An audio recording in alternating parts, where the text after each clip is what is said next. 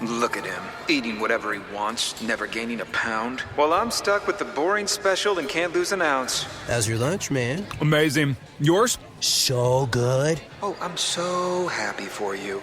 Cool, buddy. Weight loss isn't fair, but Mochi Health is. The affordable GLP-1 source that can fix your frustration with food. So, same time next week? No! Definitely. And your friends. Learn more at joinmochi.com. Mochi members have access to licensed physicians and nutritionists. Results may vary. You know that thing where you get an amazing pair of shoes at a really great price and want to tell everyone about it? Yeah, so do we. Here at Designer Shoe Warehouse, we'll give you something to brag about. Like the latest styles from brands you love, or the trends everyone's obsessing over, or shoes that make you feel like, well, you. So go ahead, show off a little. Find shoes that get you at prices that get your budget. Head to your DSW store or DSW.com today. DSW, let us surprise you. Voices for Justice is a podcast that uses adult language and discusses sensitive and potentially triggering topics, including violence, abuse, and murder. This podcast may not be appropriate for younger audiences. All parties are innocent until proven guilty in a court of law. Some names have been changed or omitted per their request or for safety purposes. Listener discretion is advised. My name is Sarah Turney, and this is Voices for Justice. So, you might have guessed by the title, but today's episode is going to be pretty different from anything I've done in the past on this feed. Today, I'm discussing not the case of Maura Murray, but the climate around her case, and how that is directly affecting it today. If you aren't familiar with the case of Maura Murray, you will hear a brief overview of it, but I won't be going over it in any detail. That's because before I can even discuss Maura's case, I feel like I need to address this huge elephant in the room. The truth is, creators are being warned not to cover Maura's case. They are essentially being threatened to not cover Maura's case. And I'm one of those people, so let's talk about it. To get a full understanding of why I am personally passionate about this situation that's happening in the Maura Murray case, we need to step back a few years.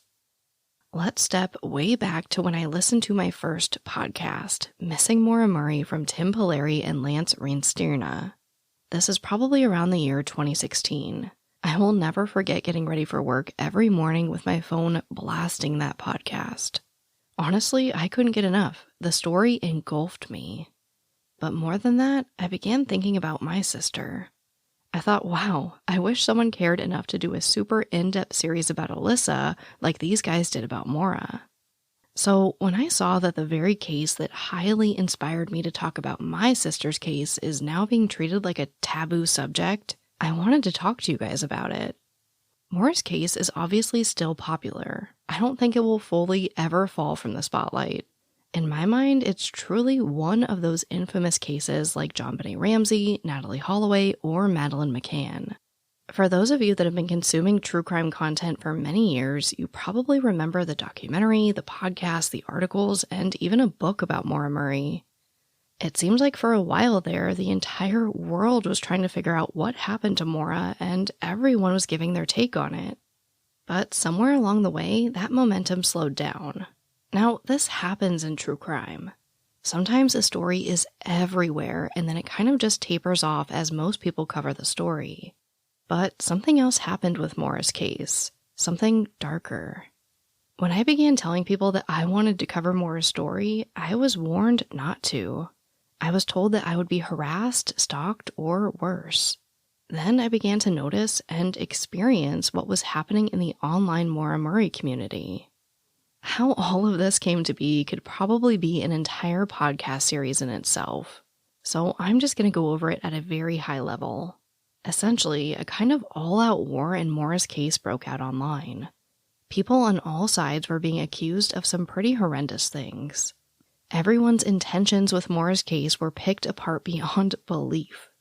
It seemed like every day there were new screenshots of messages and emails posted to discredit someone in relation to Maura's case.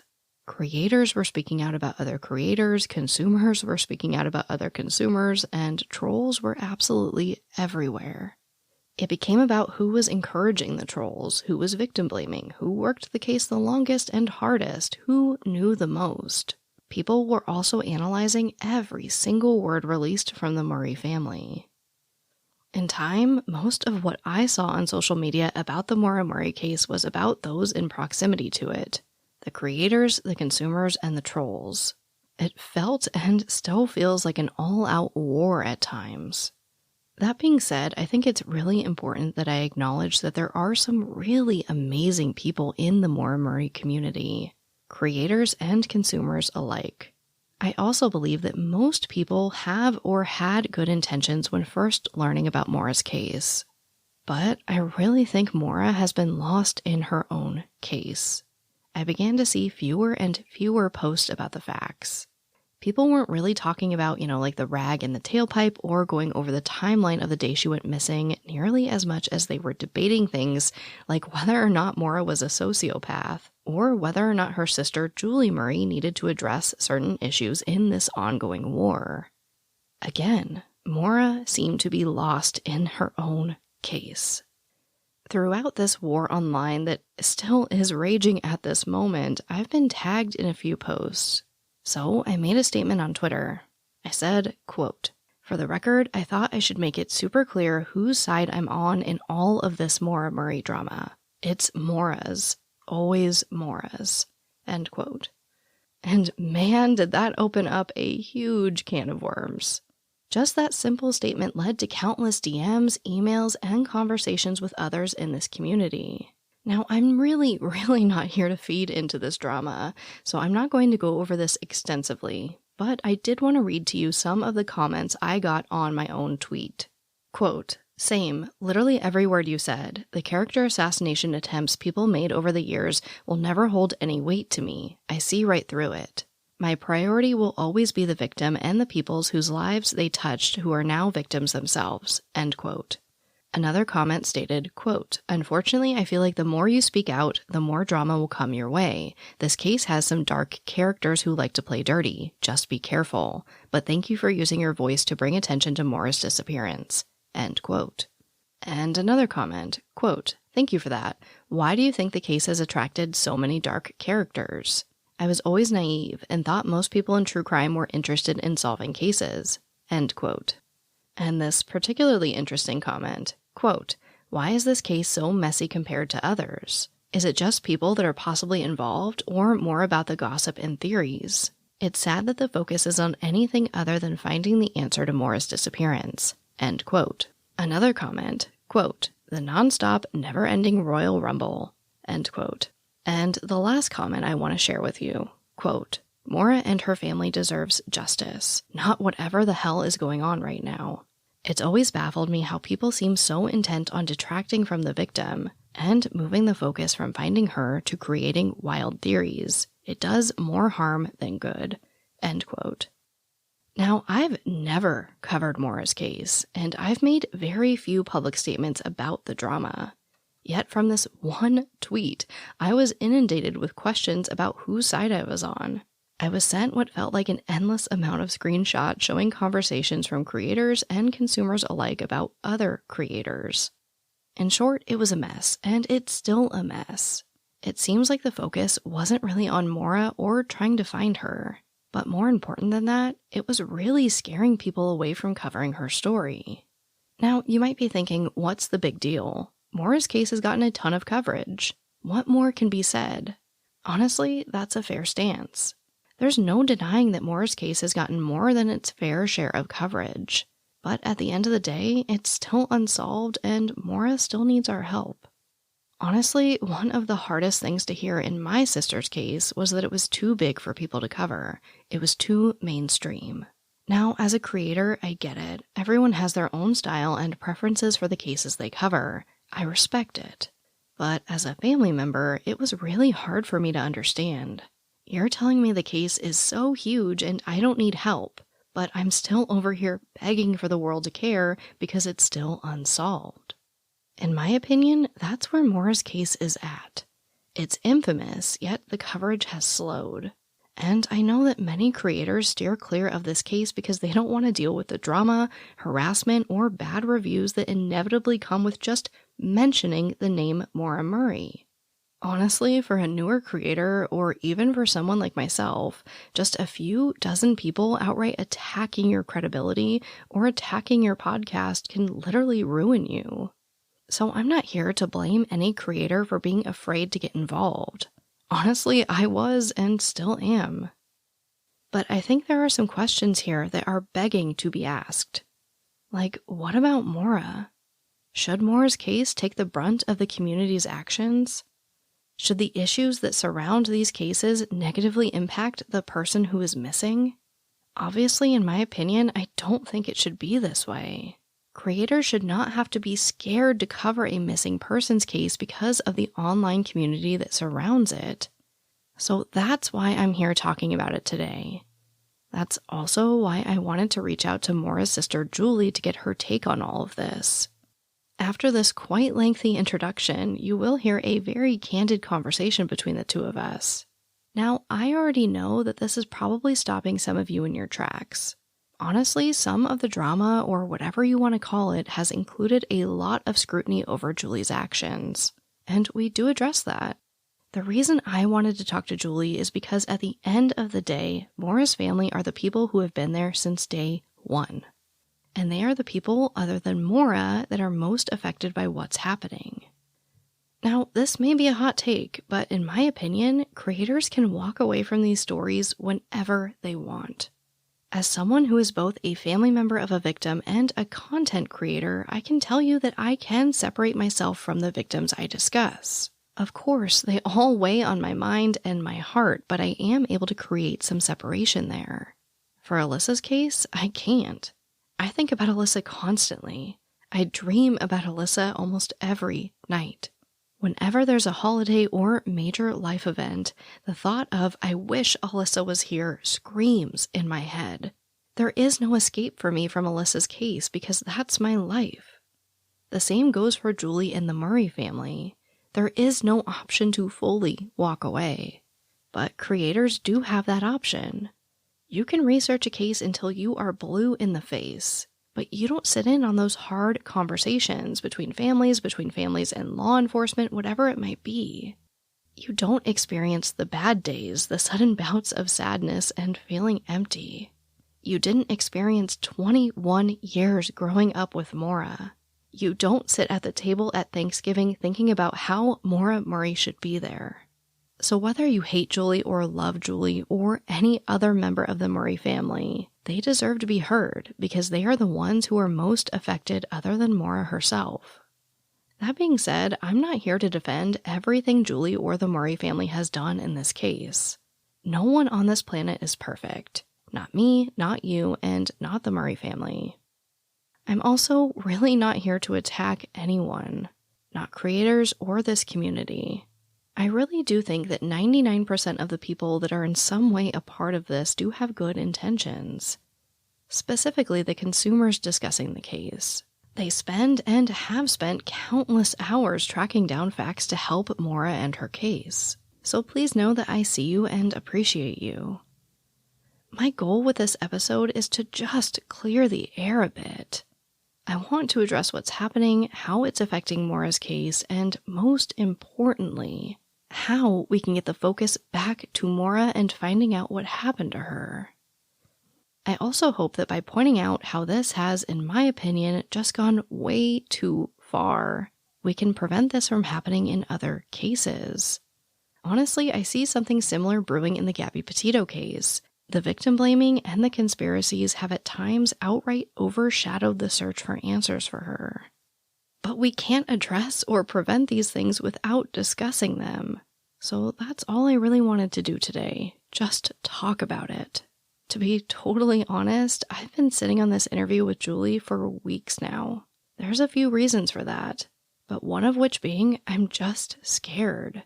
For those of you who have never heard of this situation and haven't seen it, that might sound dramatic. But for those of you that have followed it for a while now, I'm sure you get it. Making this episode could be dangerous. I made one tweet saying I was on Maura's side, and I got some things said to me that scared the crap out of me. I have no idea what's going to happen by discussing this situation publicly with Julie Murray. But I had to think back to why I'm in this space in the first place. Of course, I'm here to tell you stories of victims in need of justice. But I'm also here to discuss the issues in true crime that are affecting victims and their families. I couldn't just say, no, I don't want to talk about this. It's too scary. There are too many people with high emotions about the topic. I don't want to put myself at risk. That's not why I'm here. Above everything, above even being here for these families, I'm here for the victims. And today, I'm here for Maura Murray. So without any further introduction or explanation, here is my conversation with Julie Murray. Insurance isn't one size fits all. That's why customers have enjoyed Progressive's Name Your Price tool for years now. With the Name Your Price tool, you tell them what you want to pay, and they'll show you options that fit your budget. So whether you're picking out your first policy or just looking for something that works better for you and your family, they make it easy to see your options. Visit Progressive.com. Find a rate that works for you with the Name Your Price tool. Progressive Casualty Insurance Company and Affiliates. Price and coverage match limited by state law. This episode of Voices for Justice is sponsored by Chewy. If you have pets, you probably know about Chewy, and you also know that when they say that they have everything you need to keep your pet happy and healthy, they're not messing around. To keep them happy, Chewy has over 100,000 products from all the brands my pets love at prices I love. To keep them healthy, Chewy offers pet prescriptions, pet insurance, telehealth vet visits, and they're even rolling out vet clinics across the country. I've been shopping with them for a very long time. And in addition to the auto-ship feature that gets the dog's food to them every single month, I also love to experiment with different treats. But I'm a bit picky. For me, it has to be high quality with simple ingredients. I recently picked up treats from Shepherd Boy Farms that are 100% just chicken breast. Popcorn and Heber are already obsessed. Chewy has everything you need to keep your pet happy and healthy. And right now, you can save $20 on your first order and get free shipping by going to chewpanions.chewy.com/SarahETurney. That's chewpanions.chewy.com/SarahETurney to save $20 on your first order with free shipping. chewpanions.chewy.com/SarahETurney. Minimum purchase required. New customers only. Terms and conditions apply. See site for complete details. All right, we are now recording. So, Miss Julie, can you just take a moment and introduce yourself? Well, first, let me say thanks for having me on. I've been looking forward to this since we met I think we met in 2019 in person in CrimeCon. And I've been a big fan of your podcast and I listened to your episodes. So thanks for having me on. But for those who don't know me, my name is Julie Murray. I am one of Maura Murray's older sisters. Maura Murray is a missing person to this day. She's been missing for 17 years. And just a quick recap. I know we're not going to go a deep dive into the case, but in February of 2004, Maura was a nursing student at the University of Massachusetts, and she just left and went to New Hampshire for reasons that we still do not know. And then she was involved in a single car accident in a town called Haverhill, New Hampshire. And she has never been seen or heard from since. Yeah, absolutely. I mean, this is a case that, I'm pretty sure that your sister's case is the first one that kind of introduced me to true crime. I believe Missing Maura Murray was the first podcast I ever listened to. And forgive me, I'll never remember all the details because this was, 5 years ago or whatever. And there are so many details to this case, which is why we're kind of not covering it today, right? I feel like Maura's case and story deserves a lot more than one episode. I mean, honestly, it does deserve an entire series. It is a very intimidating case for me to cover because there are so many details and because of the community around it, which we're going to talk about. But I wanted to ask you, when did you specifically become involved in Maura's case, outside of, obviously just being her sister and caring? Yeah, I mean, the initial shock of the disappearance kind of rocked my world for not only the several weeks after, but for years. And I had just gotten stationed at Fort Bragg, North Carolina. I was a lieutenant in the Army. So I'm in this brand new situation, this brand new job, this brand new career. And then all of a sudden, my little sister's missing, and I'm hundreds of miles away. So initially, I was sort of just a supporting my dad, who was leading the effort up, boots on the ground in New Hampshire every single weekend for years, looking, searching. There aren't any clues, so there wasn't anything found. So there's very little to go on. And so I was trying to continue to do my job as an Army lieutenant down in Fort Bragg while my sister's missing. And so that had its own set of unique challenges. But I did come up back home to Boston, and then we'd drive up the 3 hours to Woodsville when I could, and search with my dad. And so it was just constantly searching, trying to track down leads. And this was during, early 2000s. So social media had just started. I mean, Maura's case is deemed the first missing person case of the digital age. And Facebook launched the same week that she went missing. So we didn't have it like we have it now, where we had all these different Facebook groups and Twitter and Reddit and you name it, TikTok, and those type of things. So it was really just sort of a boots on the ground type effort, some small forums, local forums, and it was just word of mouth, local rumors that we went on. But we didn't ever have anything to go on, and it was tough. It was hard. So I did that for a number of years until I got out of the Army. And then my aunt, Helena Murray, she did the brunt work of the social media stuff early on. So that was back when MySpace was around, and she had a MySpace page and things like that. But she unfortunately passed away. And that left a huge, huge void in my sister's case. And that's sort of when I stepped up and I kind of took on that public role, social media presence role. And I've been doing this ever since. Yeah. Well, and we're going to dive all into everything social media, because I think that's a lot of what we want to talk about today. But I just want to give everybody an idea of kind of what you do behind the scenes. So what type of things do you spearhead for her case now? Oh, yeah, that's a loaded question, but basically everything. So, I'm a lot of people get confused and they think families of missing people have we act like sort of a company or a corporation. I'm a one-woman show, and I have my dad, and he's getting old. He's still doing his thing, talking to people.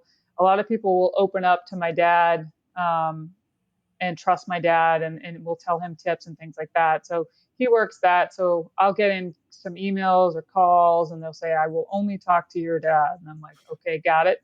And I give my dad the number or the address. He drives right on up there. Even to this day, he's in his late 70s. He'll still do that and talks to people. But I'm receiving emails. I'm running the website, managing the Facebook group with my little brother, Curtis. And we have our silent supporters that choose to go nameless and be anonymous, but are certainly huge helps behind the scenes. So I'm definitely not doing this without support. I am the figurehead and the spokesperson for my family, the only one. And I communicate with law enforcement when and if I need to do that. Curtis and I will do podcasts, we do interviews, we do all that type of thing. Yeah, so you really are running the show at this point, outside of people who just want to talk to your dad. Right. Yeah. And of course, every time I call my dad every day, and we talk about I love that. Where we want to go. Well, no, let me correct the record here. He talks about the weather and his flowers first and foremost. And then we talk about, okay, what are we doing? Where do we want to go next? What are we trying to track down? What have I heard? What has he heard? So although the case is technically considered cold because it's 17 years old, we're always churning. We're always doing something. I can relate to that 1,000%. Yeah. It may feel cold and old, but like not to us. There's always some new avenue that we haven't explored. At least that's how I felt. There was always something. There's no shortage of things you feel like you can do, whether that's another podcast or another search or contacting another agency. I feel like it's a never ending to-do list. And again, I just kind of want to give the listener an idea of what you do and how much bandwidth this really takes, and going right along with that, if you had to guess, this might be a crazy number. I just want to get an idea how many messages, comments, emails, things that you're expected to respond to, how many of those do you think you get a week or a month? Well, as you know, it ebbs and flows. So whenever there's a media hit or a podcast released or something happens online, I get a ton of messages. So typically within a month span, I would say probably upwards of hundreds. But again, it's not every day. Cumulatively over the course of a month, I would typically say 100 would probably be accurate. Of course, once a big Oxygen series, docuseries hits, that gets into the thousands, and that kind of trails off. So yeah, I mean, it takes a lot of time, and it takes a lot of, and I don't think people realize this. I know you do, but the emotional toll of that. I'm a pretty private, introverted type person, so when I have to be on, it takes a toll on me, because then I kind of have to come down. I call it like the media hangover. Yeah. I'm sure you know what I mean. Yeah, I mean, to your point, it is hard to be on all the time, especially when you have those off days. I mean, I experience this, so I just have to imagine that you do as well. There's just some days where it does feel really sad and there's not as much hope maybe as other days where it's just a hard day. And you get these messages and you want to encourage the people who care. You want to show them that you care, that they care. You want to develop this rapport. And sometimes it's just really hard because you don't always feel like we're going to find her someday. Like some days you just don't feel that way. So I totally sympathize with that. It's really hard. And when you get so many messages, I know I do. I feel guilty that I can't respond to them all. Like I used to in the beginning. I used to spend, I mean, my goodness, most of my lunch breaks at work, most of my bathroom breaks at work. Every free second I had essentially was responding to messages and responding to comments because I wanted each and every person who cared about my sister to know that I cared, that they cared, and that I appreciated it. And once it gets to a certain point, it's like you can't anymore. It just gets too big. I mean, that's how I felt. Do you feel similar, or am I just speaking out of turn? Oh no, I feel the exact same way. And for someone to take the time to make a comment on Facebook or to send me an email, however small it is, or even if it's just, hey, I'm thinking about you and I'm praying for you. I feel horrible when I can't respond to that, because that fuels me, and it does give me that little bit of hope that there's compassion and empathy out there in this mean world. And I want those people to know that I hear them and I want to thank them. But there's times where you just can't get to it all. Yeah, absolutely. Absolutely. So let's dive into this community that we've been kind of talking about. Now, I'm just going to ask you to define the Maura Murray community. And I assume that this is going to be a mashup of all social medias, right? We're not just talking about Twitter. We're not just talking about Reddit. We're not just talking about the infamous now Facebook group. We're talking about, this community as a whole. So how would you describe the Maura Murray community? Yeah, I think it's important that we first define that defining the community is huge, because in the whole true crime space, not just the Maura Murray community or your sister's community, it's people in true crime are either there by choice or they're like you and I. We don't have a choice. We're here, right? And we have to be here And we can choose to ignore it, but we're in it, and we're being talked about every single day on all these different social media things. And every single word we say is analyzed and overanalyzed and twisted. And so I think it's important for people to understand that I did not choose to be here. And if I had a choice, I probably wouldn't be in the true crime space. It's just not my thing. I'm more of a history person, and I, want to watch sports and stuff and go hiking. But here I am, and I'm part of it. And so for my sister, we have this community of people that the overwhelming majority want to help. They see this mystery. They see that we don't have any clues. We don't have any answers. The police don't release any records. There's been no named suspects in over 17 years. And so as a society and as a Maura Murray community, we want to problem solve. And people want to help, and they want to solve this problem, and they want to see, if they can piece it together and find that one missing piece. And I need that. And families of missing people need that. I mean, I don't have to tell you that. So that's the vast majority. However, there are some people inside of this community that are obsessed with wreaking havoc on others. I don't fully understand it.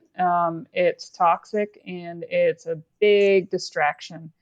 And it's almost like there's these little trolls that are these little there's one or two puppet masters that are, releasing all these trolls to distract. And it's very, very easy to distract in a case such as my sister's, where there's no answers. So there's so many rabbit holes. It's not like I can lay out facts and say, no, that's wrong. That's not a good theory because X, Y, and Z, and here's the evidence to prove it. It's wide open. And I describe it as sort of like a storyteller's dream, because you can tell whatever story you want. And so you've got these people that want to help. You've got these toxic people. We've been infiltrated by trolls who want to distract. And it's just a jumbled mess as of late. And I am trying to keep the focus on Maura, but it's very, very difficult, and it's very challenging. So I also, as we spoke about earlier, I'm balancing all these different kinds of things. So I have to be careful that I'm not spending my entire time in internet world trying to referee people fighting over things that are irrelevant. Yeah, absolutely. Well, and I think a good question to ask here, since you brought it up, is, how much responsibility do you feel you have to moderate this community, to speak up for anyone in this community? And do you feel like an influencer in that sense, where you are kind of elevated above this level in which you need to direct this community? I think that there's, at least from the tweets that I've seen, there's been many people who have said, Julie Murray needs to say something. Julie Murray needs to command her followers to do X, Y, and Z. And in my head, it's not as if you're choosing to be an influencer. You haven't really crossed that line. You're not really putting out your own content. You're not out there making a ton of TikToks about things. You're not out there, establishing this big Instagram profile or whatever it might be. And I want to know, in your mind, what type of responsibility do you think you have to this community? That's a great question, and I'm glad you brought that up, because you're right. I am not in this. I'm not a content creator. I'm a family member. I am a secondary victim in this. I am not in this to capitalize. I'm not in this for profit. I'm just in this so that I can continue the awareness for my missing sister, because we haven't solved it yet. And I need someone to come forward at this point, 17 years later, with that missing puzzle piece. And if I don't continue to talk about it and try to do the best that I can to keep awareness on her case, then people are just going to forget. And that one missing puzzle piece is just going to get, just lost in the shuffle. And we're going to, have all these Twitter debates about, irrelevant stuff. So my philosophy is, and I learned this from the military, is lead by example. So I can only control myself. So what I'm going to do, and what you will see from me always, is that I will take the high road 100% of the time. I'm not in this. I'm not an angry person. I'm not vindictive.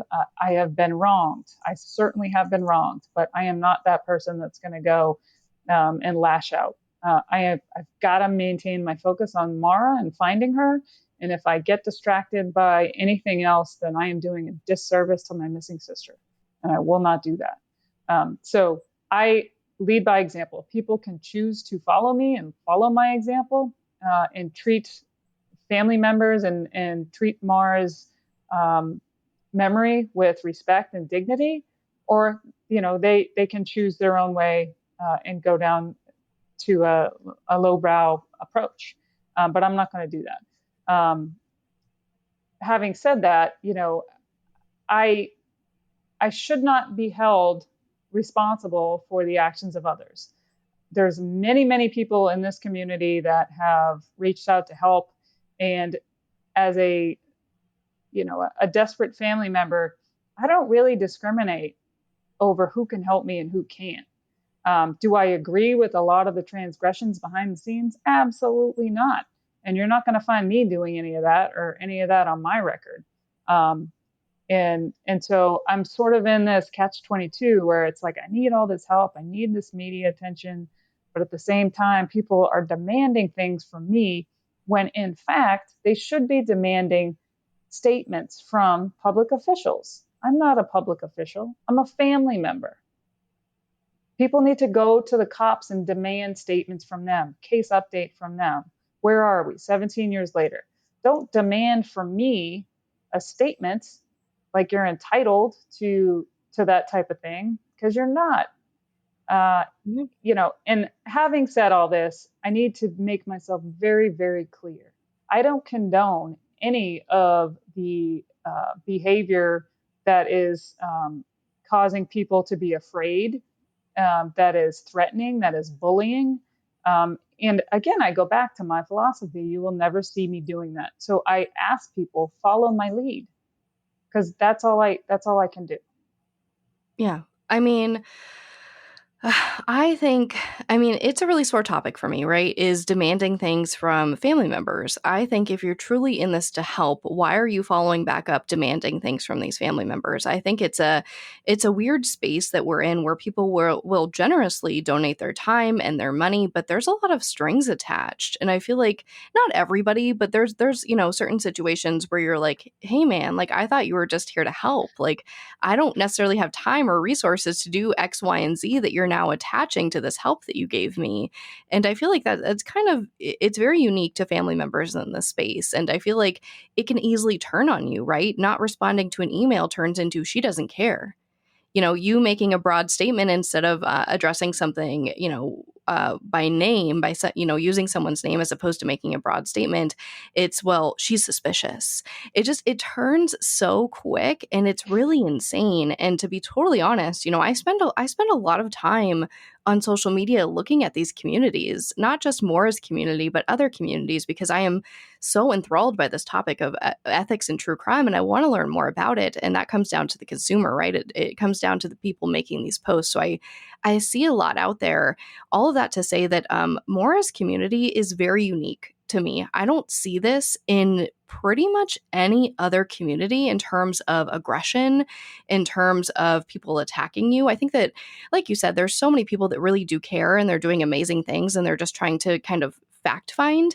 But there's a lot of aggression and there's a lot of toxic people out there that I think are kind of scary and not in this for the right reasons. And I by no means know every single thing about this online community. I think it would take, basically you'd have to get like a doctorate degree in the Maura Murray community to understand each and everything that's going on. Like even I was put on one of those email chains, right? One of these massive email chains that people always talk about. And I'm like, what is going on? But, that being said, I just kind of wanted to state for the fact that I do believe that the community has really gone sour and kind of toxic, and it makes me sad. And it's the whole reason I wanted to have this conversation with you, because I want to talk about how you think the community is affecting Maura's case. Yeah, that's a great point. So negatively is my answer. It's negative right now. The current status of the community, the online community, is negative. It's toxic. It is not even about Maura.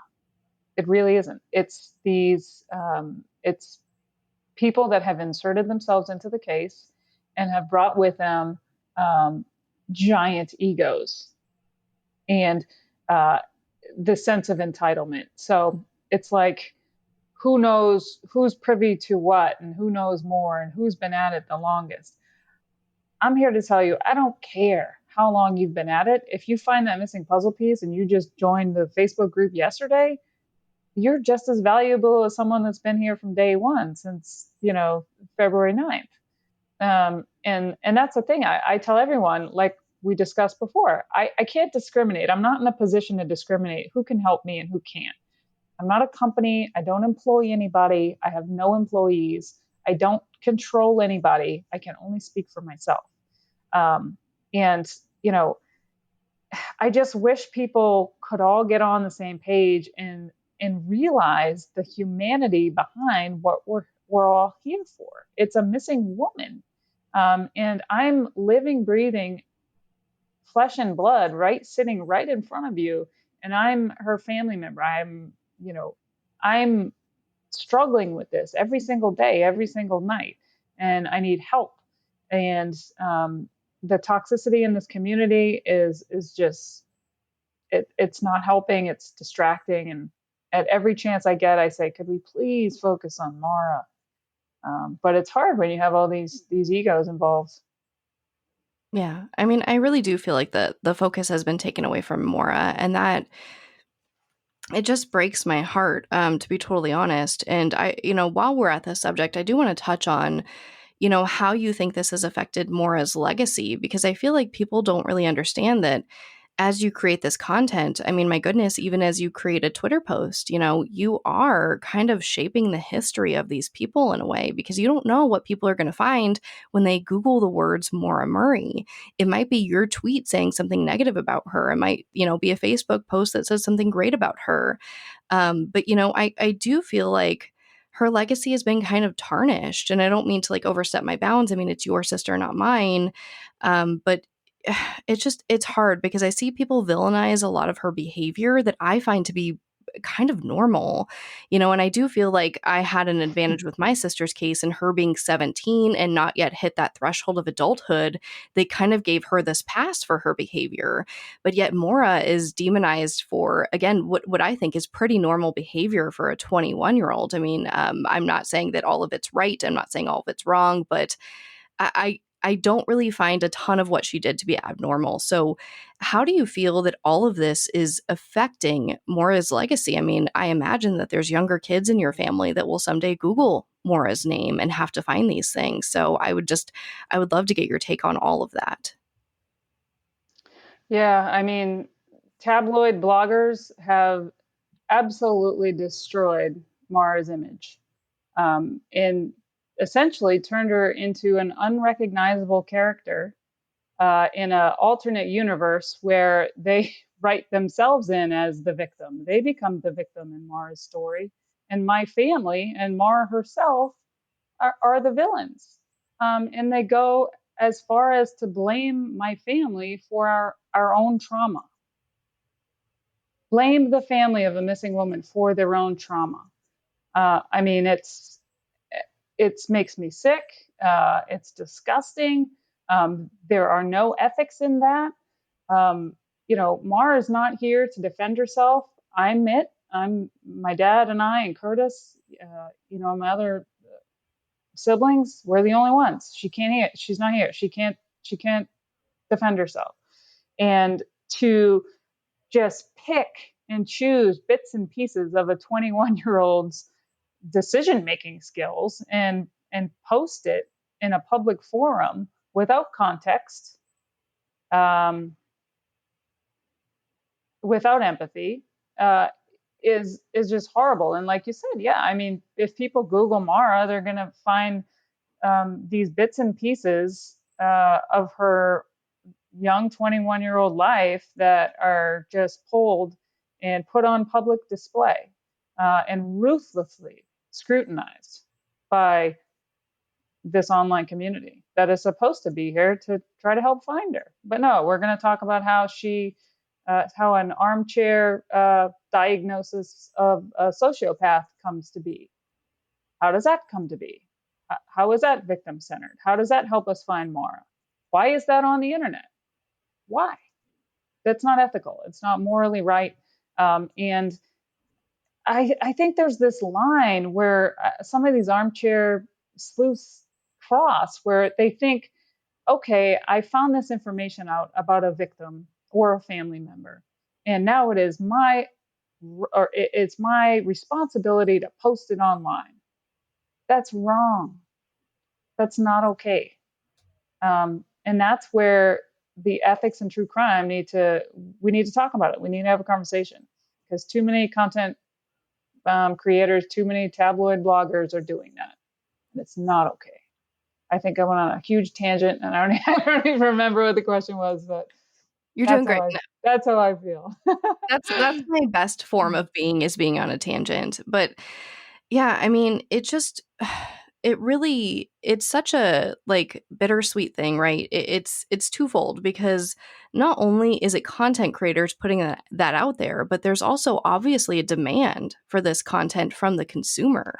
People are obviously reading, listening, watching, whatever it might be. And I think that, a lot of consumers fail to understand that the second you stop giving them your money, which is your eyeballs, it's your ears, it doesn't have to actually be your money, they'll most likely stop creating this content. So it's like, I feel that there's a responsibility on the creator as well as the consumer. Like if you read it or you see it and it doesn't feel good to you, it might be time to stop supporting that creator. It might be time to kind of walk away because I think that that's the best way to discourage this content. I mean, whether we like it or not, true crime is a part of the entertainment business. There's no getting around that. I'm not saying it should be. I'm just saying that's how it is. There is a lot of incentive to create this content, and that incentive is, mostly fame and money, right? I mean, a lot of people are in this for the right reasons. I think that that's a huge driving force for a lot of people. But once you take away those incentives of we're not going to listen to you when you put out stuff that doesn't feel good, we're not going to watch it, I think that those creators slowly die out. So I just kind of wanted to, I guess, say that for the record. I just think it's an interesting aspect that people don't think about is as long as there's demand for content that talks about Maura being a sociopath, there will probably always be content out there like that. It's just, I don't know. It's something I'm really passionate about, so I just had to bring it up. Yeah, I wanted to talk about something that I heard you mention, and if we don't want to go there, that's fine.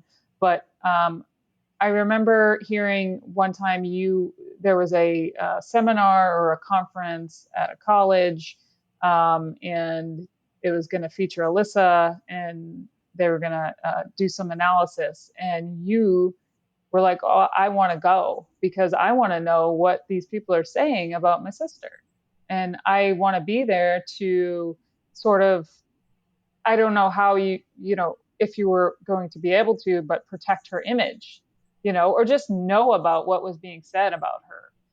I feel that the same way. And it's an impossible task for you and I to be in attendance or read everything that's written about our siblings. And how do we as family member advocates protect the image of our missing loved ones? I think we're in the right vein by saying, okay, we need to hold these people to account.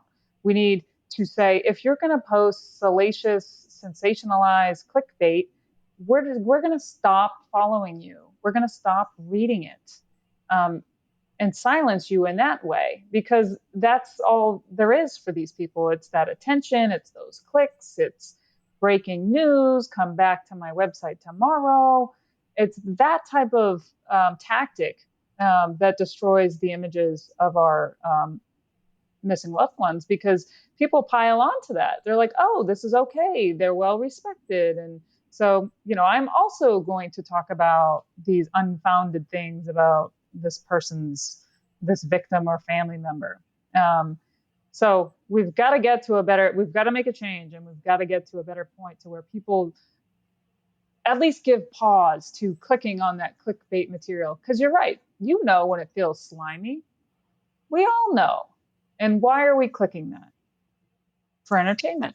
Yeah. Oh, yeah. Yeah, for entertainment, because we're interested. We want to see what the next thing is. And I actually had this on my list as like a side question, because one of the things that I'm laughing, I'm smiling because it really does make me laugh. Whenever I see anything that's like exclusive news story about this case, I'm like, like, it doesn't matter what case it is. But like in my experience, whenever I saw anything like that about my sister, exclusive new information, I was like, okay, so here's my question, besides my just tangent here, is have you ever read a headline that said exclusive new information, and there was actually exclusive new information inside of that piece of content, whatever it was?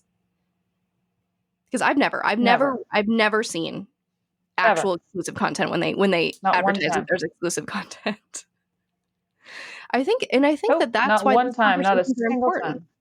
Yeah, like, people don't get it. I think that they think, like, we know, and we're hiding back. Like, Julie, why didn't you talk about this exclusive content? You're like, because breaking news, it's not exclusive. Breaking news, it's not new. Like, these are media tactics that go back decades and decades, especially with true crime cases. Like, it's clickbait is what that is. And I wish more people would see that. So hopefully we can, like, set the record straight here that if you see something in true crime, unless it's like a fairly new case, right? Because obviously this doesn't apply to every case, but most of the time, if you see something about an old case that is like exclusive breaking news and you're hearing it from one person as opposed to all of the media or whatever, it's probably just clickbait.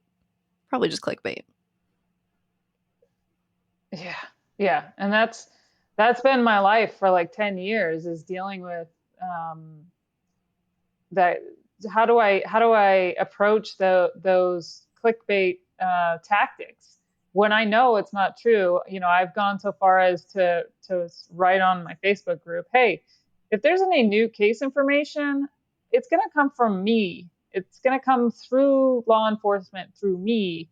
And I've confirmed that with law enforcement on my sister's case. I'm like, hey, are you giving like breaking information on my case and bypassing me? And they look at me like I'm crazy. They're like, no, why would we do that? We're going to you. So I don't know. Well, you're not alone in that either. I've seen that happen in plenty of other cases where the family member has to actually go to law enforcement and say, oh my gosh, are you talking to this creator, whoever it might be? Because they're saying that they have this new exclusive information. And law enforcement's like, absolutely not. I have no idea. I've had to do that myself. I've had to go to law enforcement and say, are you giving this person exclusive information that I'm not getting? Which is silly, because then you get back to wasting resources and wasting time, because these detectives 9 times out of 10 aren't just working your case. They have a ton of other cases, and that might be the one email they get to about your case that week. And it's like, well, you took up my bandwidth, you get my 1 hour a week or whatever. And that's dispelling rumors and, lies. And it's just, it all comes down to like a focus away from the case, taking away resources that could be used to actually finding this person, which kind of, segues me into my next question is, how do you think that this community around Maura and her story has affected possible witnesses or persons of interest? I mean, my gosh, I'm afraid to put out, this episode, to be totally honest, because I know that I'm going to be attacked. I can't imagine being a witness in Maura's case, even if that's a friend that may have talked to her. I mean, anybody. I just imagine it would be terrifying to come forward, at least from what I've seen online. But I would love to get your take on what you think this community is doing to these possible witnesses or persons of interest. Yeah, it started happening about 10 years ago, where real sources felt alienated, and they stopped coming forward. They stopped speaking publicly. And then all of a sudden, now there was suspicion because they don't want to talk to a certain person. Now we need to look into them as a suspect. And it's just crazy talk. And people are afraid, and they don't want to be the content of the next blog post. And that goes for witnesses. It goes for people giving tips. It goes for people supporting my family. So, I don't need to tell you this, but every single person in my family has been publicly humiliated to the point where there's nothing left. Like every speeding ticket, every misstep in every single person in my family has been posted online. And so once you've exhausted all of that, the tactic now is to go into the history and anyone that supports my family and start exposing them. So let's publicly humiliate anyone that wants to support this family of a missing girl. And it's sick. And people are like, oh no, I'm not going near the Maura Murray case because, I got this, drunken public citation back in 1987 that I don't want put out there. And at this point, I don't blame them. And it's not fair. And it's hurting my sister. It's hurting the investigation because now we've got these potential missing puzzle pieces floating around that people are afraid to speak up about. And then you've got these other people that aren't afraid and they just speak up about whatever, and it's total speculation. And now law enforcement has to go spend resources they don't have, money they don't have, time they don't have, just nothing. And it's exhausting. Yeah, I mean, it all just draws focus away from Maura. And Yeah. I mean, from the creator side of things, absolutely. I mean, when I forget exactly what I posted on Twitter about the case, I posted something and immediately I got so many messages and emails that was like, be careful about the Maura Murray case. Even if you don't cover it, if you just talk about it, people are going to look into your past. They're going to dig things up. And I'm like, do it. Like honestly, like I can't. And maybe because I'm in a different position, I obviously empathize with what you're going through.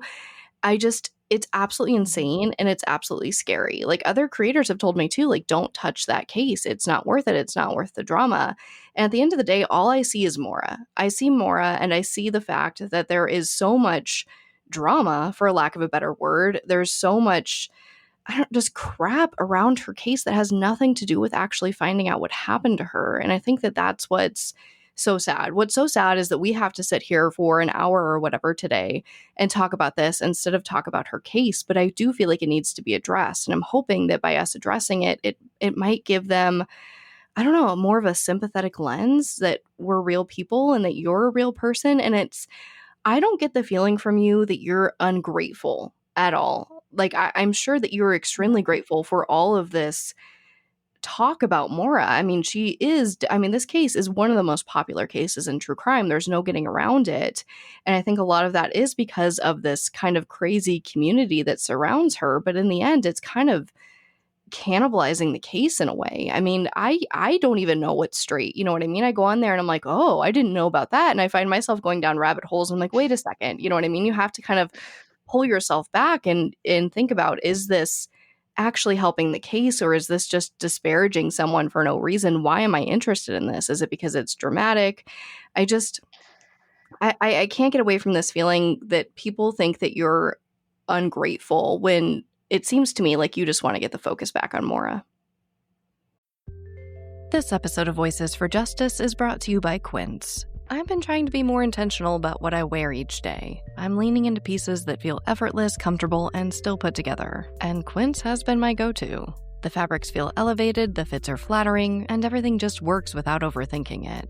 They use premium materials like 100% European linen, organic cotton, and ultra-soft denim. And the best part? Everything is priced 50 to 80% less than similar brands. They work directly with ethical factories and cut out the middlemen, so you're paying for quality and craftsmanship, not brand markup. I recently just ordered their tiered linen dress, of course in black. I wanted to pair it with one of my favorite pairs of brown wedges. The problem was, I didn't have a brown purse. So I got that from Quince too.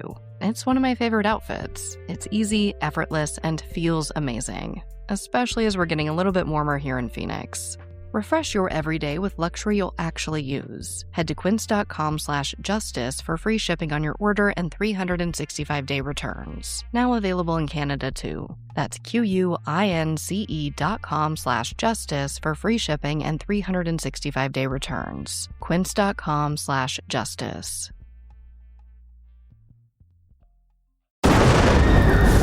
What they did to your family, you're lucky to make it out alive. Streaming on Peacock. These men are going to come after me. Taking them out is my only chance. Put a bullet in her head. From the co-creator of Ozark. Looks like a family was running drugs. Execution-style killing, it's rare for the Keys. And it leads on who they might have been running for. The cartel killed my family. I'm gonna kill them. All of them. MIA. Streaming now. Only on Peacock. Yeah, I mean, anyone that's spent any time with me knows that I am so grateful, and I don't even feel entitled to my own sister's case, and I want people to talk about it. And when you have a missing person case, you need people to talk about it. You need it to be in the public eye. So there's been plenty of people out there that have put themselves out on a ledge and said, I'm gonna take one for the team and put myself out here and talk about this missing woman. And I am so appreciative of that. I am equally as appreciative of those type of people as the ones that are anonymous and that are, by my side all the time and who I've established great friendships with and who I've trust, and it's hard to trust people because especially with the toxicity in my sister's community and in the online banter back and forth, you could write an email to one person and all of a sudden your email's posted online, and it's just that lack of trust. So I have a very small group that I do trust, and that's sad too because I've got this huge community, but I'm sort of afraid myself.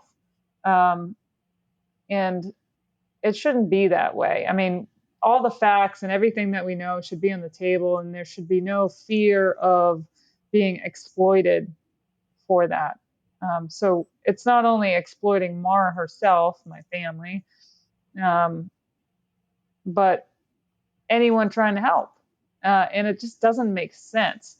And I think it goes back to these egos in these communities that we have where people think they have a sense of entitlement, and this case is mine, and if there's anything to be known, it's going to come from me, and I want the story.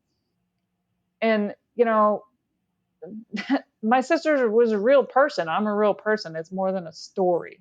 So when you start to rationalize clicks over morality and humanity, you create a situation where you've got all these trolling behaviors, and it's hard to control once it starts. And I think that's kind of where we are with it now.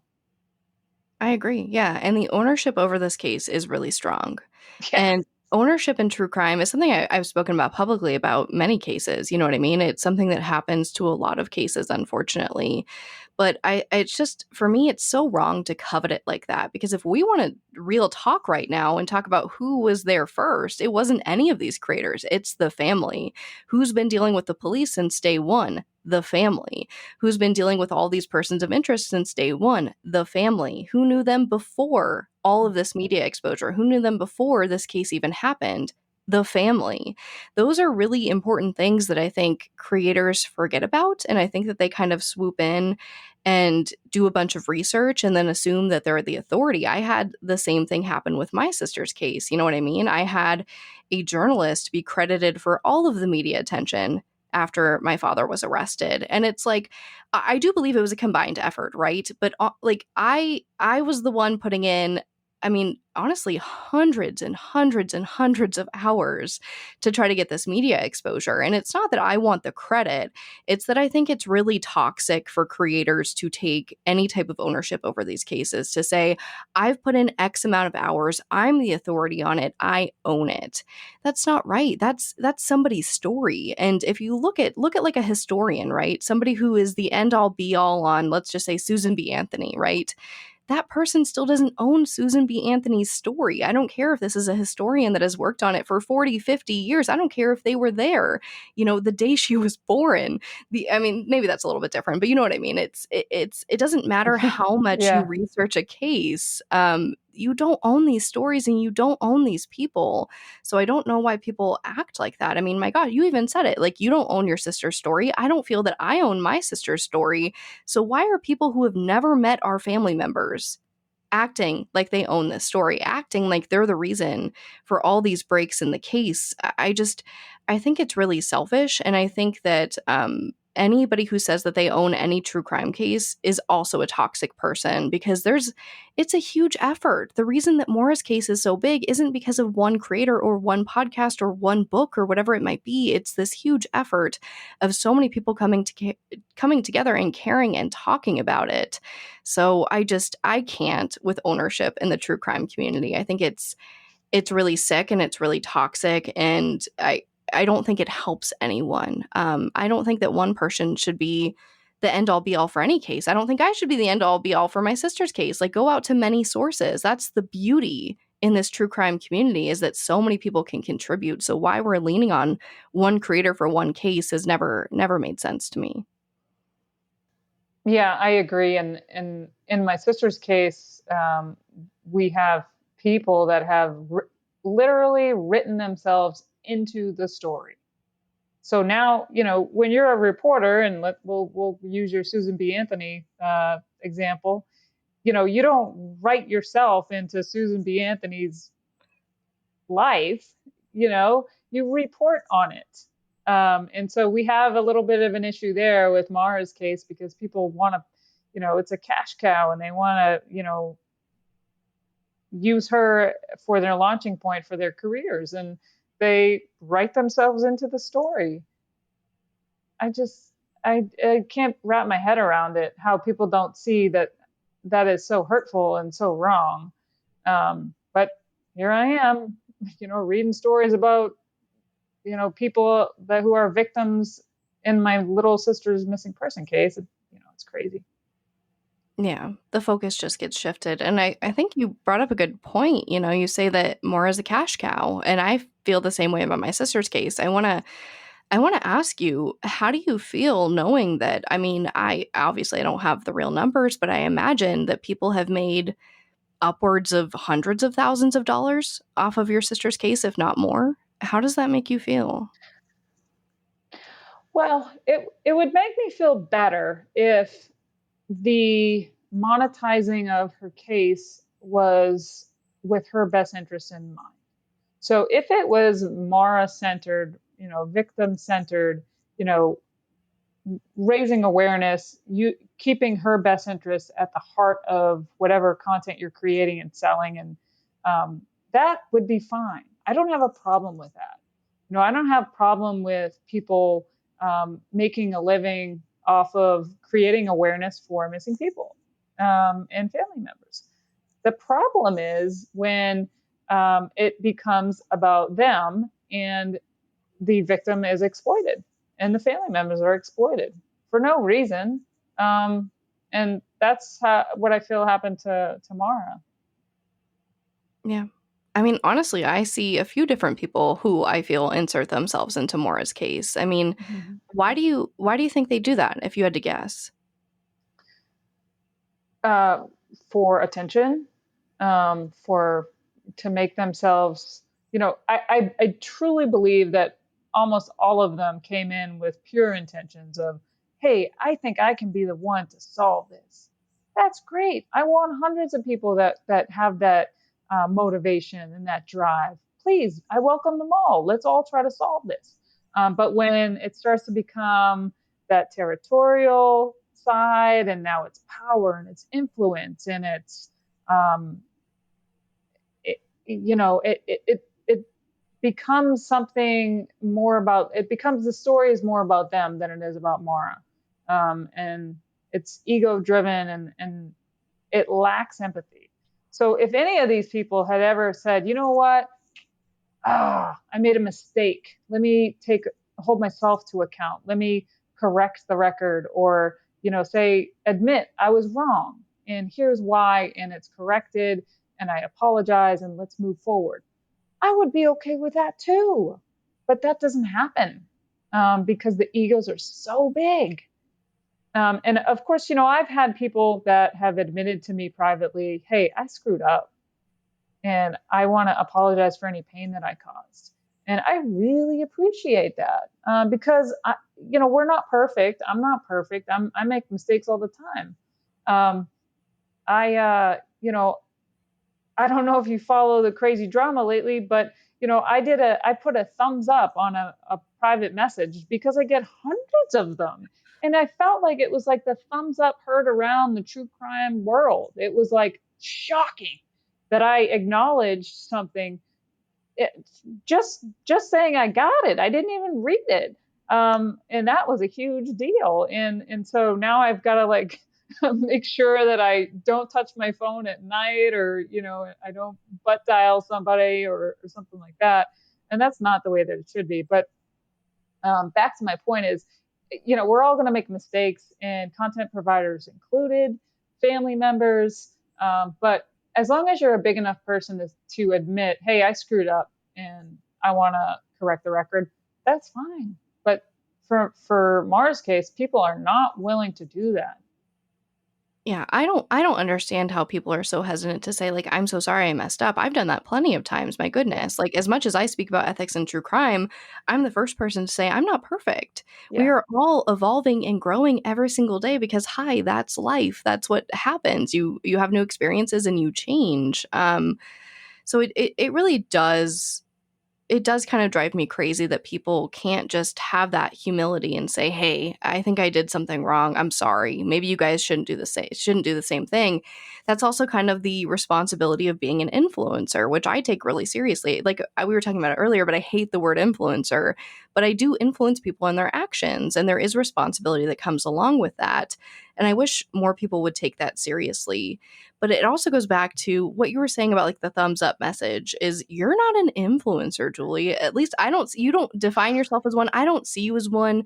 You're not putting out your own content. Like I said, you're not building up these massive social platforms to help raise awareness, which I mean, I don't blame you for. I totally get it. I don't feel like you should be held to an influencer standard. And to your point, you're getting, at least 100 messages a month, if not more. I do the same thing where you kind of skim it. You don't read the whole thing. You might put a heart or a thumbs up, and then people are publicly posting this. And it's like, okay, like, so you're damned if you do and you're damned if you don't. You want me to respond. But if I respond, you're going to put that online and you're going to scrutinize it to death. You're going to overanalyze it to death. When a thumbs up to you is just like, great, got your message. Thanks for caring. Bye. And you didn't think anything of it. And now people are kind of holding it against you. So I think you're damned if you do and you're damned if you don't. I think people are either going to see you as non-responsive or it just makes me feel terrible for you because I felt this. I felt like I've been in similar situations. Damned if you do, and you're damned if you don't. So what do you do besides live your life and try to navigate it the best you can? Yeah, I mean, it's definitely difficult, and I want people to know if I'm responding to something, I'm going to put words to it or put a voice to it. That wasn't a response to anything. I don't understand why I got so much flack for that. But it's fine. Like I can handle it. But again, it's like walking on eggshells. And if I feel that way, how do other people feel that support my family, that have reached out to help, but are like, oh, please don't mention my name. It's sad. Yeah, it is. I mean, I think that there's an expectation for family members to walk into this space knowing we're going to get hurt and knowing that we're going to be criticized. I mean, and it comes down to, well, don't you care enough? Like, why don't you care? Aren't you grateful? Oh, you're not grateful. Maybe she's suspicious. It's this huge, and see, it's laughable. Like, we're not laughing because we think it's funny. I'm sure. I mean, I apologize. I'm not trying to speak for you, but I think these things are kind of hilarious because it always goes down the same path. Why isn't she grateful? Oh, that looks suspicious to me. And it's like, dude, like, we are just people trying to navigate this space. And maybe today on a Tuesday at 11 a.m., I don't feel like fighting with you or whatever. Like, it breaks my heart because I feel like there's kind of no winning, and we walk into these spaces knowing that we're just going to be picked apart and criticized. And again, I feel very fortunate. I feel like I've been kind of blessed in a way that, you know, my sister was 17. I was so young. I didn't get a lot of the brunt that I see you get. So I just want to make that totally clear, as I do feel like I do have a privilege in this space, and that I've avoided a lot of that. Not all of it. I've certainly seen my share. But it's just, I mean, do you feel the same way? I feel like family members are just walking into this space knowing they're going to be, that it's going to be even harder than just dealing with the normal situation. Yeah, I mean, I know I'm going to get attacked. I know after this podcast, someone's going to say I used the wrong word, or my phrasing was, suspicious, or maybe I'm hiding something. I mean, come on, guys. Like, I'm looking for my little sister. I don't know where she is. I don't know what happened to her. I am not trying to protect somebody that did her harm. Okay? Like, why would I do that? Why would I put myself through all this pain and suffering and put myself out there like this if I'm like, I really know what happened to her, and, you know, I'm hiding things? Come on. Like, that's that clickbait mentality. That's a tabloid headline. That's not real life. That's not what I'm doing here. Trust me. You know, I wish I had some answers. I don't. And, you know, it's unfortunate as family members that we have to go through this. And, but it is one of those things. And some family members, like, you know, we spoke about earlier, some family members don't have the resources or aren't equipped to be able to speak out. And I feel like I am, and I am able to, I have a, you know, I take the high road. And even when I do that, like, I could say some stuff, you know, but I don't. But you should see my draft folder. Yeah. Oh, I'm sure. Yeah. I hope, you know, and that's one of the things I do, you know, I write out what I feel and then I delete it. Because it's not helping us find our missing loved ones. And so I usually am very measured and show great restraint. But I'm lucky that I have the emotional intelligence to do so, because not everyone does. And, you know, pick me apart all you want. You know, put me on Twitter and tell me, you know, I'm hiding all these secrets and I actually don't want to find my sister. That's been said. You know, people have said, Julie doesn't want to find her sister. Are you kidding me? Sorry. No, don't be sorry. No, that's and we're kind of reaching the end here, where I feel like I'm ready to be on tangents and talk about whatever we haven't talked about before we get to how to get the focus back on Maura, which is how I want to end this. But yeah, I mean, you're exactly right. I've seen the same things. I had someone on TikTok make over 100 videos about me and my sister and talk about how I never wanted to find her body because somehow if I find her body, I stop making money. In some way that made sense in his head or whatever. And it's disgusting. And I don't think people realize how much we go through, yet we still show up online. We know that we're just going to get beat up all day, every day, yet we do it for the cause. We do it for our sisters. We do it because that's what we feel is right, as opposed to content creators that can walk away at any time. They can walk away, no strings attached. They don't have to go to family reunions and avoid, the topic. They don't have to see headlines and be triggered. They don't have to wonder what this person's going to put out next about my family member. Is it correct? Is it not correct? That everyday worry and just lingering in the back of your head isn't there for creators. They are free to walk away anytime. But even if we walk away from social media, we're not really ever free of these cases. They always live in our heads. And I just wish people understood more of what it takes to really have an online presence in these cases. And again, you get it so much worse than I do, but I commend you for showing up for her every day. I mean, I've seen a lot of families who try to speak out publicly and then they walk away because it's too hard, because it adds more trauma on top of the trauma. And why put yourself through that? You know, I totally respect and understand people who say, my family member who's missing or murdered wouldn't want me to have to go through this again. I'm going to walk away. I think it's for the best of for everything. And I don't blame them for a second. And I wish that there were more people that understood that, so we can foster a more caring community for when these families want to come out and speak, because it's really scary and it is really hurtful sometimes. And I hate that it is that way.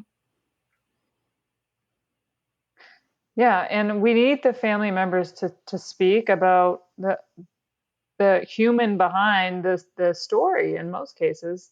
You know, for my sister, she's widely seen, but nobody knows her like I do. And it's the same for Alyssa. No one knew Alyssa better than you, and it's the same story over and over with all these other families. We need to be more empathetic, show more compassion for family members, give them the space and the support that they deserve, to speak about their loved ones as humans, and not as clickbait and, in my case, villains. I think we're headed in the right direction. I think there's sort of a slow churning of this movement, and people are kind of realizing the more that we talk about it. So I think I've called you a true crime hero multiple times, because you're not afraid. I mean, I was blown away when I listened to how you just went in like a boss to the police department, and you just like handled yourself with such composure. I'm like, she is a badass. So I think the true crime space is very, very lucky to have you. So, I want, you've inspired me to take sort of that same approach with law enforcement, in my own sister's case, because, law enforcement in my sister's case is a big black hole. They don't tell me anything. We sued them. They don't give us any records. We don't know what the progress is. And, similar to you, there was a change of personnel, like right there. Like all of a sudden the lead detective is not the lead detective anymore. Same thing happened to me recently, very recently. And I'm like, what do you mean the lead detective isn't there anymore? Why am I getting these returned emails from who I've been communicating with for over 5 years? He's just gone, and nobody told me. Not any sort of courtesy, not any, hey, I wish I could have done more, or, I'm leaving. Nothing. Just a return to sender email. That's what I got. That's so insane. That's insane. Yeah. I mean, at least you got an email from Detective Anderson saying, hey, I've been reassigned, or, whatever the case was. But there's situations like mine where you don't get that courtesy, and I'm unsure why. And then I start to think, like, is it because of the media attention and all this craziness that's happening on the internet that is now affecting the way law enforcement is treating my family? So does law enforcement now believe the tabloid blogger about, how my family is this horrible clandestine group where we sit in the basement and plot how to, I don't know, who knows, like distract and tell lies and keep secrets? I What a don't know. mastermind plan. The amount of time and planning that would go into that, my goodness. Oh my God, I know. So, I'm on another tangent, but I just wanted to say that, I've seen and I've heard, and you've inspired me, with your approach with, no bullshit. I'm just going to roll in like a boss and demand answers. And I think more family members need to start doing that, and hold, especially public officials, hold them to the line, give us an update. What are you doing? And then, and everything we've talked about so far about holding content creators to some sort of degree of ethics and morality in what they provide. And the more family members and the more you and I start standing up and doing that, and people see us leading in this way, I think consumers will follow suit, I hope. No, I totally agree. Well, first, I just want to say, like, you're one of my heroes. Like, you're one of the first people I saw in the space, and I was like, damn, I want to be like her. Like, I think you're a boss. Like, you Oh. were in the military. Like, you're a boss. Like, I went into those meetings shaking. I am the person that like won't return my food if it's like completely wrong. Like, I am 1,000% that person. Like, no, it's fine. Like, don't even worry about it.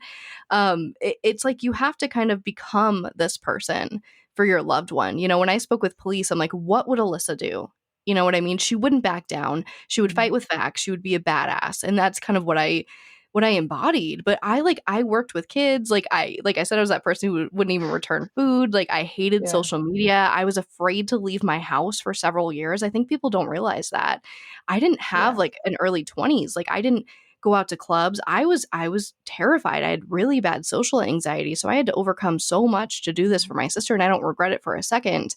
But I just want to kind of say that I wasn't like born like this. You kind of become this person because of your circumstances. You adapt and you evolve. But talking about adapting and evolving and going, you know, back to your point of consumers seeing what's going on and things changing, I truly believe that. I was in marketing for, in a past life or whatever now. And it's conscious consumerism is a thing that is growing in every single realm. Look at all these documentaries about the ocean. You know what I mean? Look at people boycotting seafood. Look at even just people wanting to pick more green products. Is this recyclable? You know, all of that trickles over to everything. Most consumers want to feel good about what they purchase. They don't want to think that it's hurting kids, or it comes from a sweatshop, or it's hurting the environment, or animals are treated horribly. I mean, I know that there's plenty of people who just don't care, but, studies show that people are caring more and more about this conscious consumerism, and that is trickling over to true crime.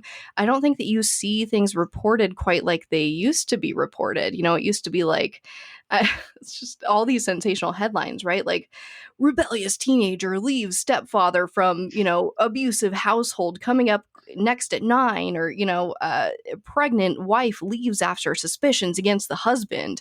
Like people don't like that anymore. They want to connect with these people. They want to connect with the victims. They want to know that they're being treated correctly. I think that this style of true crime where it, no offense to Lifetime, but kind of it sounds like an old Lifetime movie where it's very sensational. It's very over the top. It's very dramatic for no good reason. You're going down rabbit holes on topics that the creator is well aware doesn't work out, right? Like the blood on the shirt, and we'll talk about it for 20 minutes and it ends up being animal blood. And it's like, come on.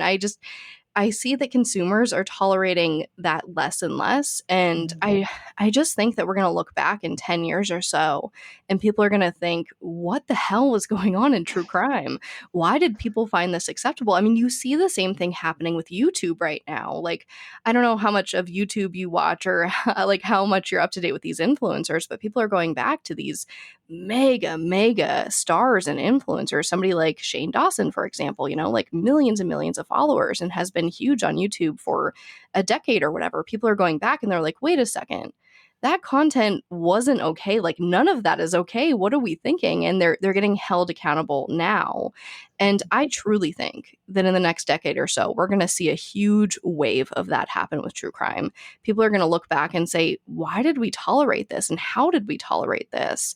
People are actually getting hurt by these actions, and I consumed it and now I feel bad.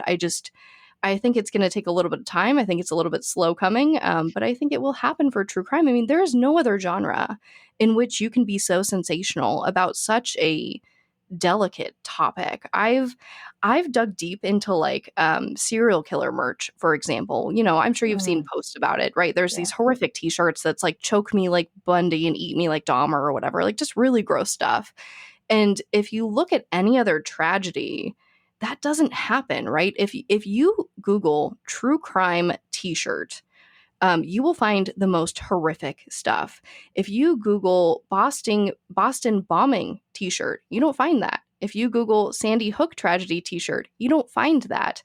Why is it in the true crime space, once it enters this realm, that we feel that we can be sensational about it in that way, that we feel we can joke about it?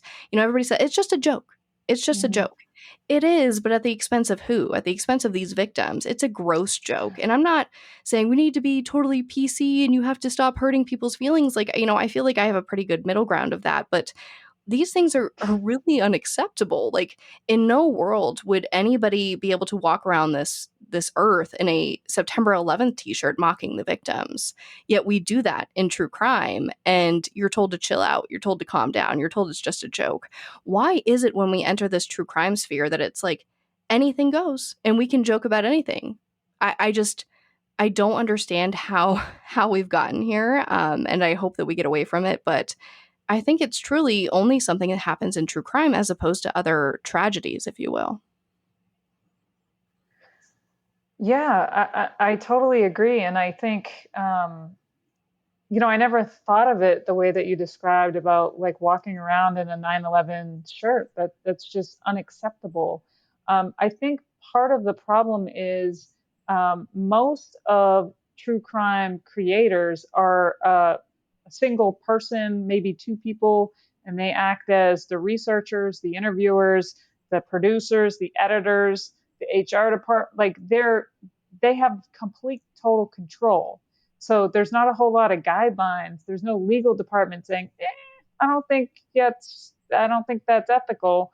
And so when you're sort of in that, you've got that tunnel vision where you're not objective anymore, and you're infatuated with the killers instead of the victims. It's a dangerous place to be. And on a smaller scale, I see it in Maura's case where there's an infatuation with the peripheral people.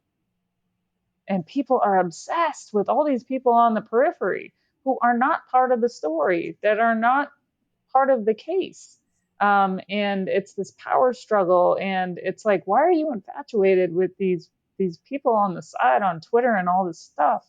But you raise a great point. That's got to change. I think that, we can do our small part in trying to help that and make that change. But we're going to need the whole community, the whole true crime community, and all the consumers to be like, you know what? Let's ditch the Ted Bundy, I love Ted Bundy t-shirts. It's not okay. Yeah. And we'll get there. I mean, I think that there will always be a sect of people who enjoy that old school true crime, if you will, that more sensational.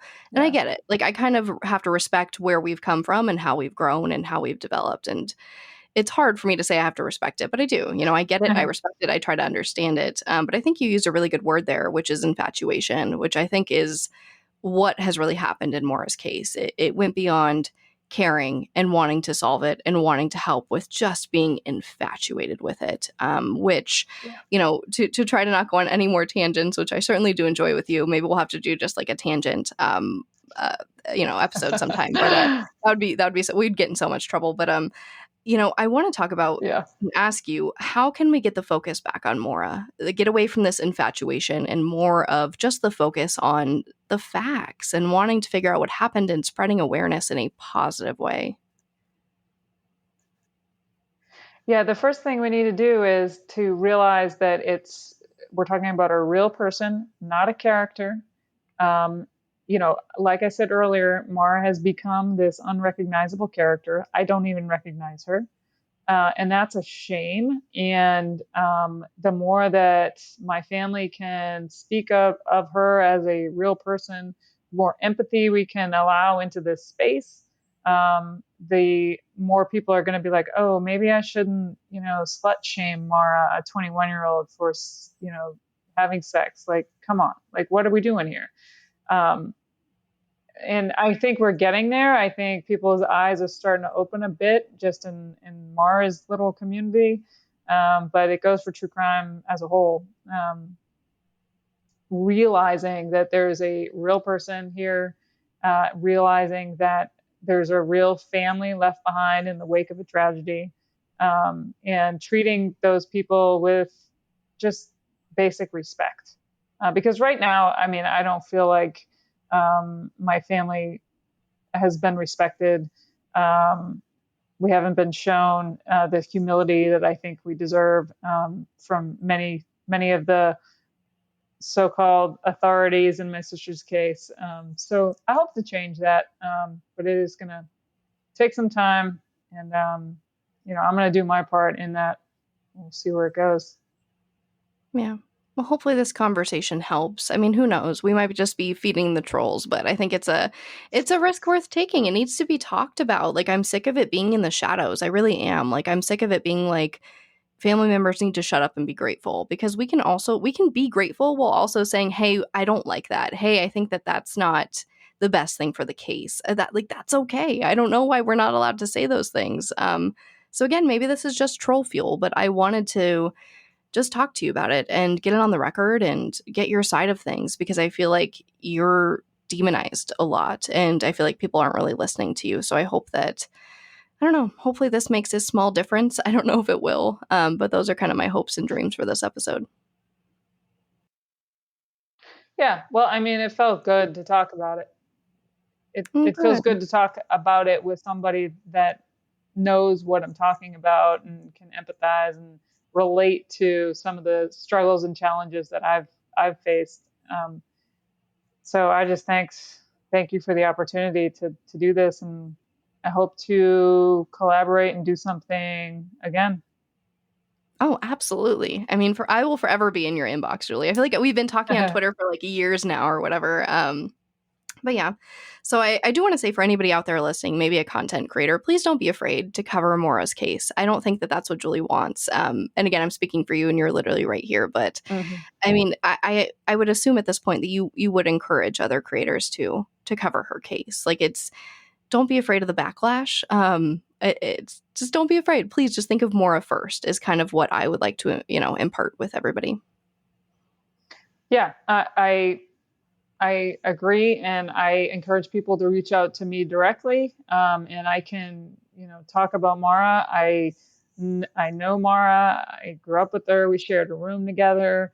I have some amazing stories and insights, and she's not this monster that you read about on these blogs. And she was a wonderful, multi-dimensional human who had her flaws, and I am always more than willing to talk about that, and then also the actual facts of the case. That's what we need more of, and I think that's what's best for Maura and her legacy. And I hope one day to find that missing puzzle piece to where we can solve it. But it's going to take people who are not afraid to come forward with information that they might know. Absolutely. Absolutely. Before we close out, is there anything else you wanted to say? Any other tangents you wanted to go on? Anything at all? I mean, I could go on forever.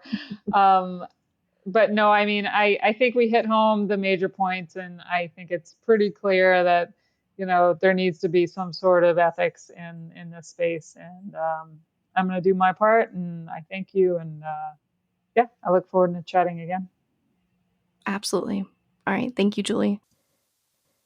Thank you so much for listening to today's episode. I truly hope this conversation helped clear the air a little so we can get the focus back on Maura. Again, I know so many of you care about this case, and I thank you for that. The bottom line is Maura still needs coverage. She still needs help. For more information about Maura's case and how you can help, please visit mauramurraymissing.org.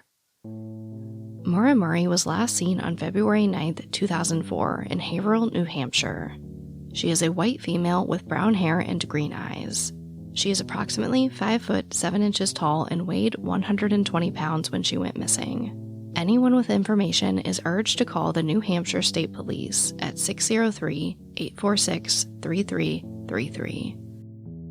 But as always, thank you, I love you, and I'll talk to you next time. Voices for Justice is hosted and produced by me, Sarah Turney. For more information about the podcast, to suggest a case, to see resources used for this episode, and to find out more about how to help the cases I discuss, visit voicesforjusticepodcast.com. And if you enjoyed this episode, please take a moment to rate and review the show in your podcast player. It really does help more people find the podcast and these cases in need of justice.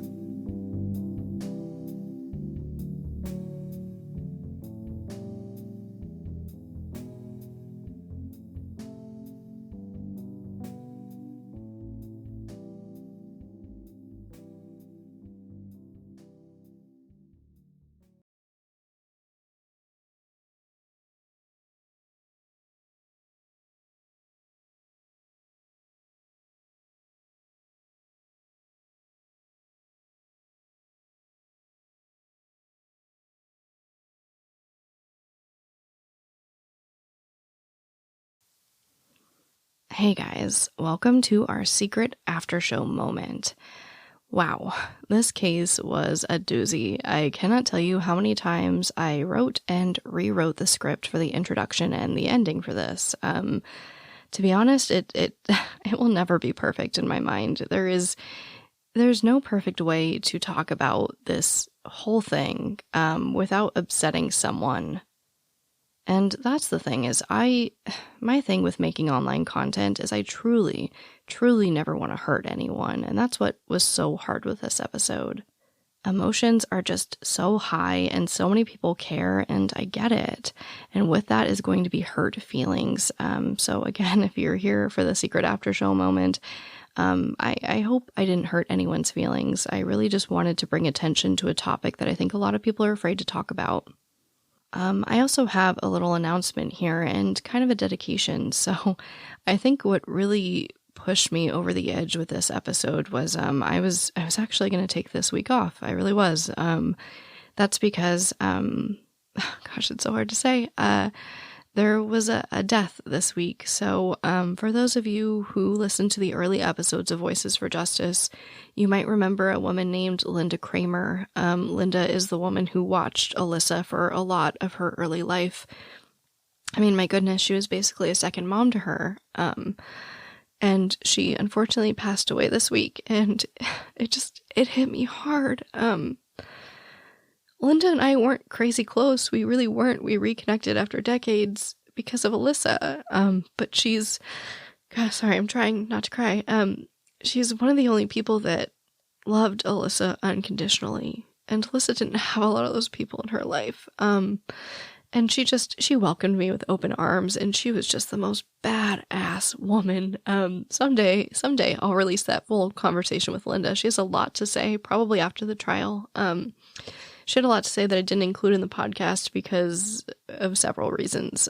But I do want to release that someday because she was just a freaking awesome lady.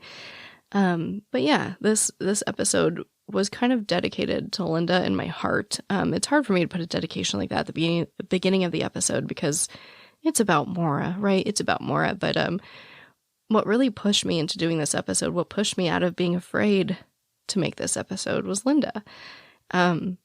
When I was thinking about taking this week off, all I could think in my head is, her and what she'd want and how, she didn't raise me that way. My mom didn't raise me that way.